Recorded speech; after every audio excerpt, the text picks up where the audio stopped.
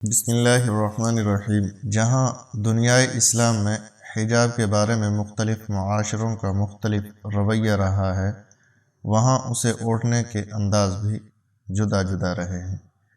جہاں ایران اور سعودی عرب میں اسے تمام عورتوں کے لیے لازمی قرار دیا ہے، وہاں ان دونوں معاشرے میں اس بارے میں بھی اختلاف پایا جاتا ہے کہ کیا صرف سر کا ڈھانپنا ہی کافی ہے یا چہرے پر نقاب ڈالنا بھی ضروری ہے۔ اس کے برعکس ترکی میں سرکاری اداروں میں اس پر پابندی بھی لگائی گئی اور کئی دوسری مسلمان اکثریت کے یورپی ممالک میں پردے یا حجاب کا رواج نہیں رہا۔ پاکستان میں جہاں بہت سی عورتیں برقع اور حجاب اوڑھتی ہیں، وہاں شہروں اور دیہات میں ایک بڑی تعداد نہ تو پردہ کرتی ہے اور نہ ہی حجاب اوڑھتی ہے۔ آپ کے خیال میں کیا حجاب پہننا ضروری ہے؟ اگر آپ پردے کی حمایت کرتے ہیں تو کیوں؟ اور اگر آپ مخالفت کرتے ہیں تو کیوں؟ کیا اسے لازمی قرار دینا چاہیے یا اسے انفرادی مرضی پر چھوڑ دیا جائے؟ حضرت سیدہ عائشہ صدیقہ رضی اللہ تعالی عنہ فرماتی ہیں، خواتین اسلام میں عورتوں کی 3 خوبیاں اللہ تعالیٰ کو بہت زیادہ پسند ہیں۔ جب پوچھا گیا کہ وہ کون سی 3 خوبیاں ہیں تو حضرت عائشہ رضی اللہ تعالی عنہا نے فرمایا، پہلی خوبی پردہ۔ پردہ کسی خاتون کی ایسی خوبی ہے جو اللہ تعالیٰ کو بہت ہی زیادہ پسند ہے۔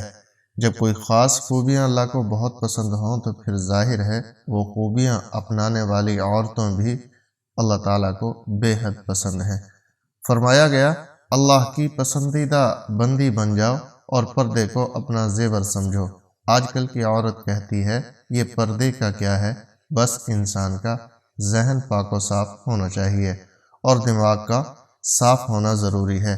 میں کہتا ہوں کہ اے میری بہن، تیرا ذہن کتنا بھی پاک صاف ہو جائے لیکن سیدہ فاطمۃ الزہرا سے زیادہ پاک صاف نہیں ہو سکتا۔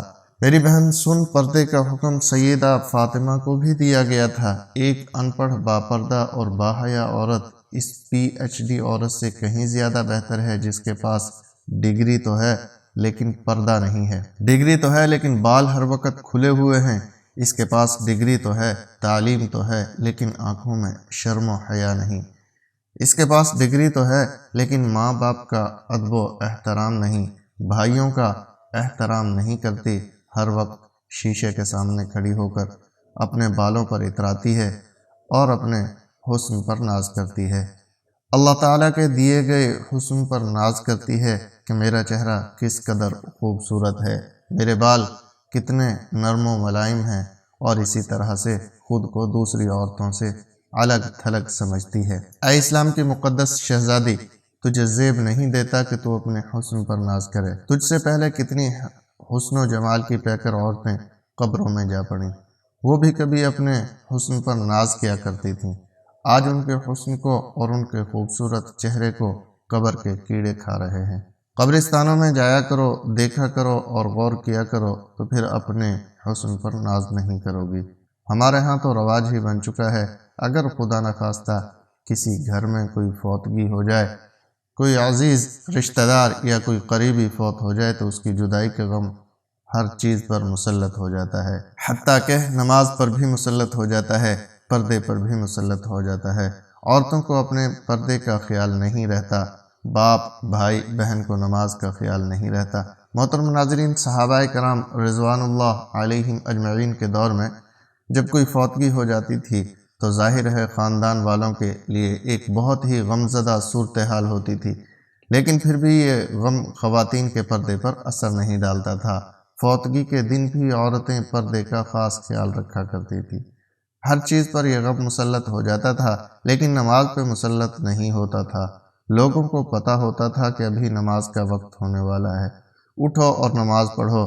میت اکیلی پڑی رہ جاتی، کوئی پرواہ نہیں، لیکن وہ لوگ ہر حال میں نماز پڑھتے۔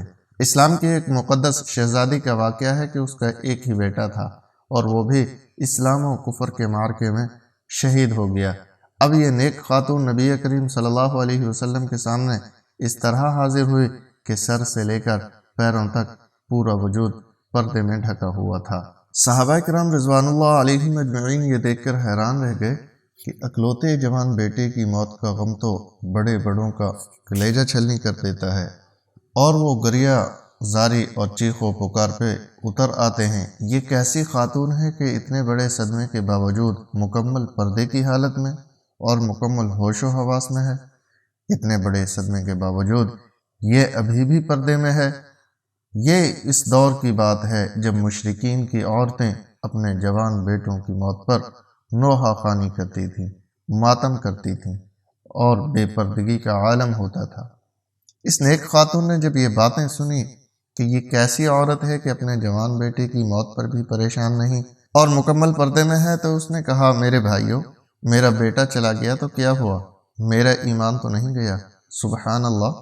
یہ تھی اسلام کے مقدس شہزادیاں جن کی گود میں اسلام پلتا تھا۔ محترم ناظرین، میاں بیوی کا رشتہ محبت، اعتماد اور سمجھداری سے مضبوط ہوتا ہے۔ میاں بیوی کے درمیان تنازع اور بحث و تکرار فطری ہے، ان سے بچا نہیں جا سکتا، مگر رشتے کی مضبوطی اس بات پر منحصر ہے کہ آپ اسے کس طرح سنبھالتے ہیں۔ اپنے شریک حیات سے ہمیشہ نرم اور شائستہ انداز میں بات کرنے والوں کے رشتے جلد نہیں ٹوٹتے۔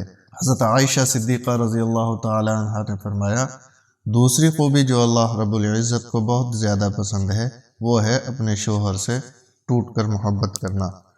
اب ایک عورت نکاح کے ذریعے اللہ اور رسول کی رضا کے لیے اپنا آپ ایک اجنبی مرد کے حوالے کر دیتی ہے، جسے وہ جانتی تک نہیں، اسے پہچانتی نہیں، اس کی طبیعت کا پتہ نہیں، اس کے مزاج کا پتہ نہیں کہ وہ کس طرح کا انسان ہے، پھر بھی نکاح کے ذریعے وہ اپنے آپ کو اللہ کے رسول کی رضا کی خاطر ایک اجنبی مرد کے حوالے کر دیتی ہے۔ پھر اس شخص کی اولاد کو 9 ماہ تک اپنے پیٹ میں رکھتی ہے، طرح طرح کی اذیتیں سہتی ہے اور موت کی اسی کیفیت میں سے گزر کر اس کی اولاد کو جنم دیتی ہے۔ موت کسی اذیت سہنے کے بعد بچہ پیدا ہوتا ہے، پھر جب بچہ پیدا ہو جاتا ہے تو ایک ماں اپنی فکر بالکل ترک کر دیتی ہے، اپنا آپ بھول جاتی ہے اور اس بچے کی تربیت میں مصروف ہو جاتی ہے۔ یہی سوچ اس کے ذہن میں ہوتی ہے کہ جب یہ بچہ بڑا ہو کر اچھی خدمات سر انجام دے گا تو کوئی یہ نہیں کہے گا کہ اس کی ماں نے اس کی تربیت اچھی نہیں کی۔ لیکن پھر ہوتا یوں ہے کہ جب وہ بچہ بڑا ہو کر اچھے کام کرتا ہے اور اچھی خدمات سر انجام دیتا ہے تو سبھی اس کے باپ کی تعریف کرتے ہیں۔ کوئی یہ نہیں کہتا کہ فلاں عورت، اس کی ماں نے اس کی اچھی تربیت کی ہے، جس کی وجہ سے یہ بڑا انسان بنا ہے۔ تو کئی سال تک وہ ہمارے بچوں کی پرورش میں لگ جاتی ہے اور اپنا آپ بالکل بھول جاتی ہے اور اس کے چہرے پر جھریاں نمودار ہونے لگتی ہیں۔ پھر ایسی عورت کو کئی شوہر یہ کہہ کر ٹھکرا دیتے ہیں کہ عورت مرد کے پاؤں کی جوتی ہوتی ہے، وہ جب چاہیں اس جوتی کو تبدیل کر سکتا ہے۔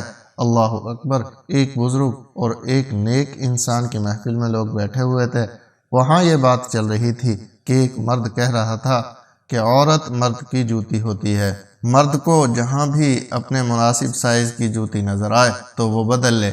وہاں پر بیٹھے ایک شخص نے اس اللہ والے بزرگ انسان کی جانب رخ کیا اور اس نے دریافت کیا کہ حضرت، کیا یہ شخص ٹھیک کہہ رہا ہے؟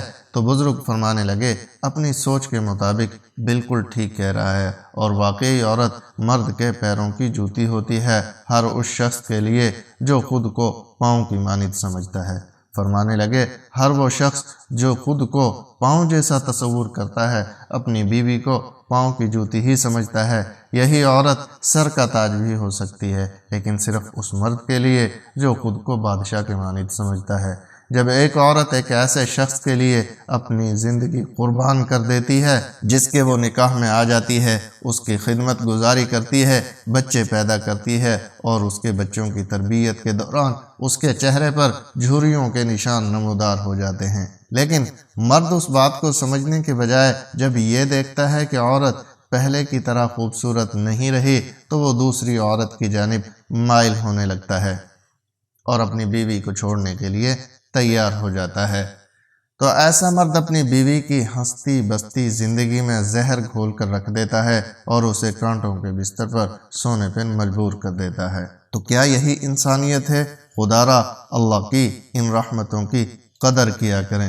حضرت عائشہ صدیقہ رضی اللہ تعالی عنہا نے فرمایا کہ عورت کے اندر 3 خوبیاں اللہ کو بہت ہی زیادہ پسند ہیں۔ جب پوچھا گیا کہ اے ام المومنین، عورتوں کی وہ کون سی خوبیاں ہیں جو اللہ رب العزت کو بہت پسند ہیں، تو فرمایا نمبر 1 پردہ، یعنی پردہ کرنے والی عورت اللہ کو بہت زیادہ پسند ہے۔ نمبر 2 شوہر سے ٹوٹ کر محبت کرنا، یعنی شوہر سے ٹوٹ کر محبت کرنے والی عورت بھی اللہ تعالیٰ کو بہت ہی زیادہ پسند ہے۔ عبادت کے تعلق سے اللہ تعالیٰ نے بنی نوع انسان کے ہر فرد بشر سے ایک مضبوط عہد لیا ہے، جسے قرآن مجید نے واضح الفاظ میں ذکر کیا ہے کہ اے آدم کی اولاد، کیا میں نے تم سے عہد نہیں لیا ہے کہ شیطان کی عبادت نہ کرنا، اس لیے کہ وہ تمہارا کھلا دشمن ہے، اور میری ہی عبادت کرنا، یہی سیدھا راستہ ہے۔ نمبر 3 اللہ کے حضور جھکنے والی عورت، نماز پڑھنے، قیام، رکوع اور سجود کرنے والی عورت، قرآن پڑھنے والی عورت۔ آج کل کی عورت کہتی ہے جی بچے زیادہ ہیں، نماز پڑھنے کا وقت ہی نہیں ملتا۔ دعا ہے کہ اللہ تعالیٰ میرا سونا، آپ کا سننا اپنی بارگاہ الہی میں قبول اور منظور فرمائے۔ آمین ثم آمین۔